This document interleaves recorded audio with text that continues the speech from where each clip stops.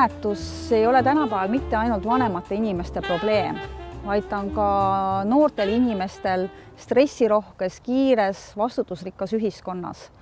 Ja kui ennem, kui pöörduda perearsti või erialaspetsialisti poole, võiks proovida lihtsaid käepäraseid ühendeid. Ja ühte toodetest ehk mett võiks soovitada igapäevaselt õhtuti tarvitada. Ja sellel ei ole mitte ainult teaduslik põhi, vaid ka rahvameditsiinis on teada, et õhtuti lisada mett siis kas soojale piimale või teele, et toob hea une.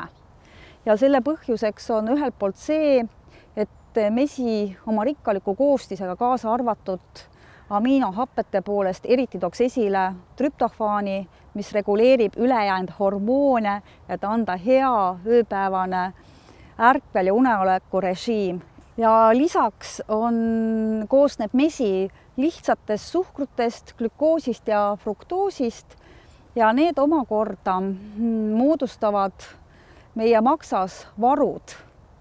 Ehk me saaksime oma veresuhkrut kenasti reguleerida ööpäevaringselt.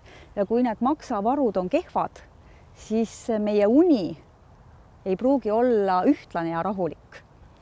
Ja siin ka, et õhtuti siis 1-2 teelusikatäit mett, kas siis puhtalt või segatud leige joogi sisse, et peaks tagama hea ja rahuliku une.